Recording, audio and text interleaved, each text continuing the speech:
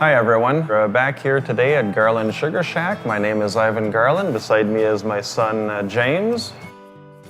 You might remember us from a previous video that we have done in the past with Stereokroma on how to make maple syrup. We demonstrated from start to finish, from tapping to bottling. Today we're going to show you the things we can do with maple syrup, such as maple butter, maple sugar, and beside me here we got a pot of maple syrup boiling, and we're going to demonstrate how maple candies are made.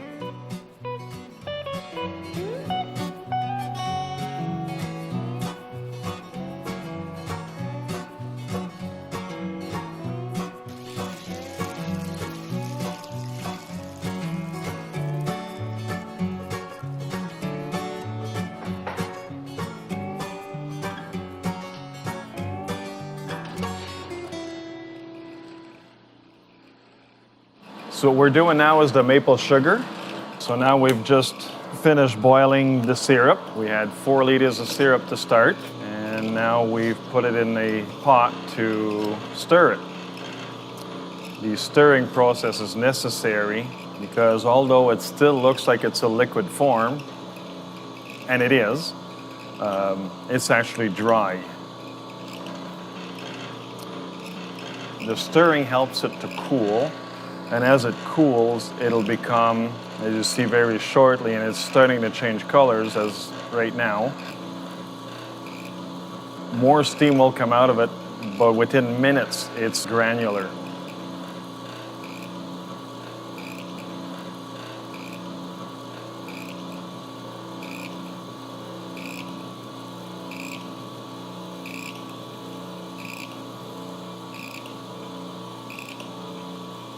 Maple sugar can be used in different things. A lot of people use it as a substitute for white sugar because of its nutritional benefits. They use it for their coffee or tea. Even any recipe that you have that asks for white sugar, it can be changed and use maple sugar instead.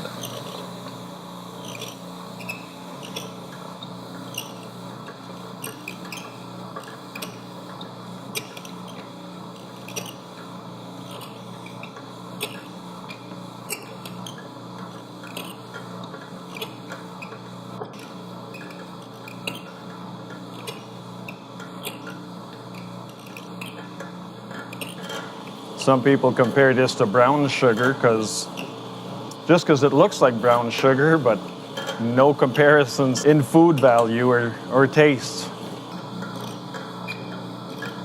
As you can see, it starts to become granular right away. Still steam coming out of it. That's the last bit of humidity that's in the sugar.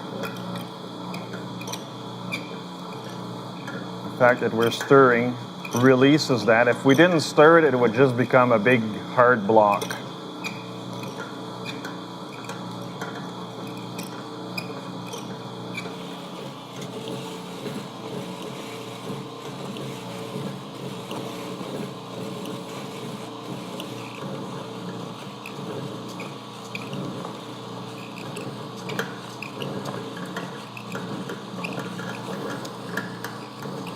So now what we do, we scrape everything off that we can. And in order to help it to dry, we spread it out into different trays here so it's not as thick, so we can stop it from clumping up. Now we gotta keep stirring this about every half hour for the next few hours. And everything that you see on the table here is the equivalent to 8 liters of maple syrup. There's multiple uses. You just have to let your imagination go. My favorite actually with the maple sugar sprinkled on ice cream. So now that the maple sugar is done, we have to pass it through the sifter here, and we'll be taking out the bigger pieces from the sugar and complete the refining process.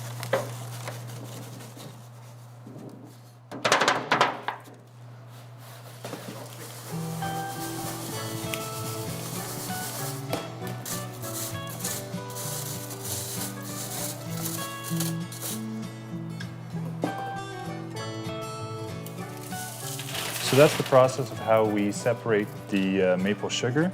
We have all of our fine sugar here. This is what didn't pass through the sifter. All the bigger pieces, we'll pass this through a blender and break it down a little bit more, and that's how we get our different size packaging here with the fine sugar and the coarse sugar.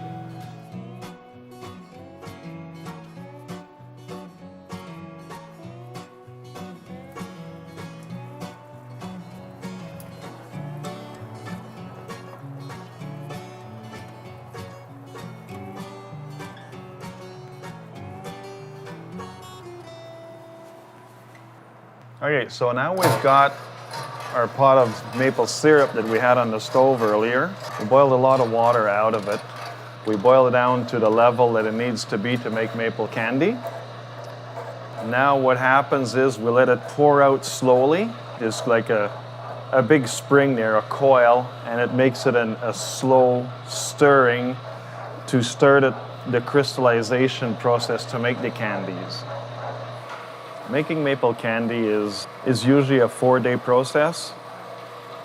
You fill the molds one day, you let them dry, you take them out of the molds the next day and let them dry for a 24-hour period again.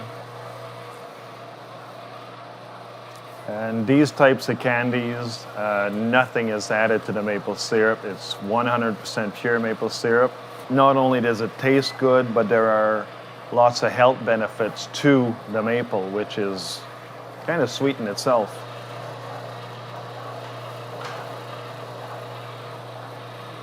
You can see they start turning white here right away. That's what you want.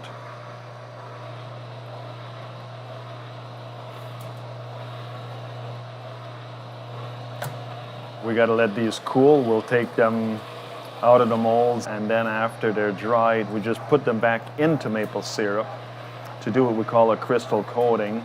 If we don't do that, the candies are going to turn white right away. They're not good for any more than just 1 week.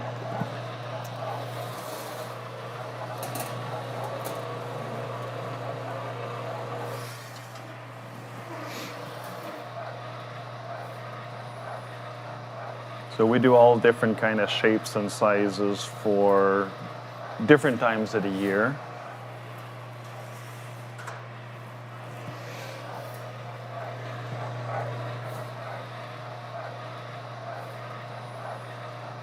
And the maple candies are basically just a nice treat, a taste of Canada.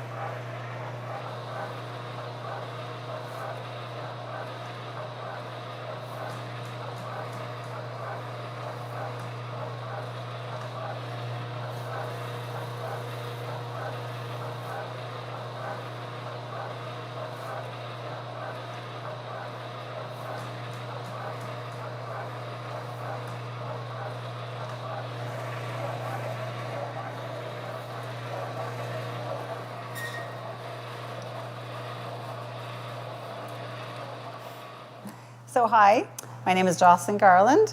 I'm part of Garland Sugar Shack, and I'm here to show you how to unmold maple candies.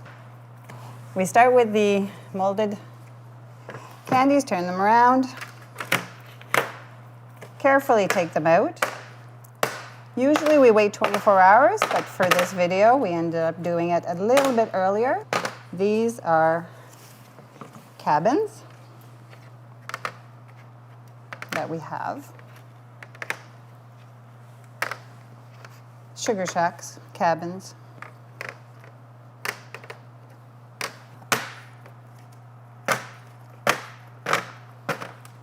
And what we would want to do with these guys after is put them back on the black rack to allow them to dry another 24 hours before we put them in maple syrup, like Ivan was saying earlier, to give them a coating that protects them from drying up too quickly.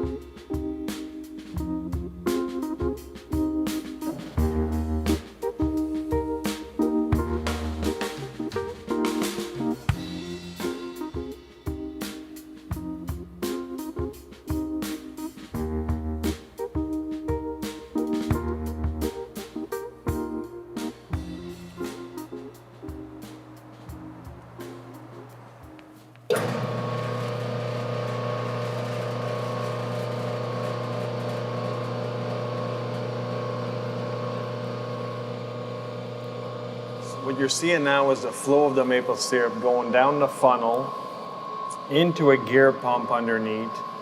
And in the gear pump, what is happening is the maple syrup is being broken down, so all the sugar crystals are actually broken down to make it into a very smooth texture, and it goes up the pipe and back in. So it does this for a few minutes until it's a perfect consistency so we can fill our pots of maple butter.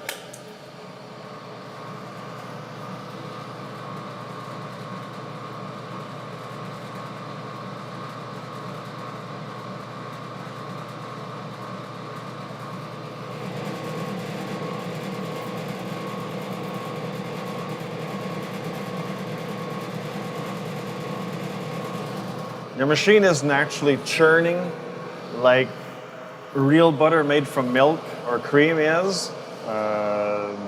This is only mixing in the process of breaking the sugar crystals and making a smooth texture to the maple.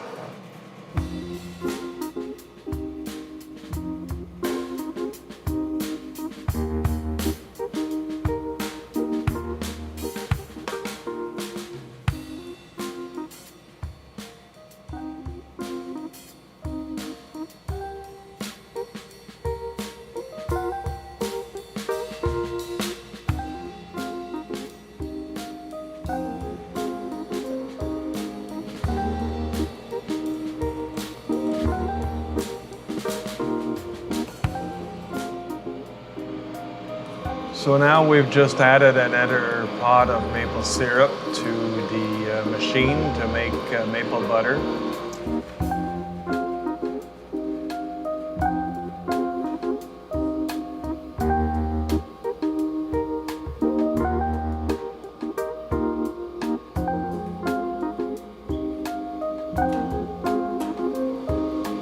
See the different colors mixing from the new batch.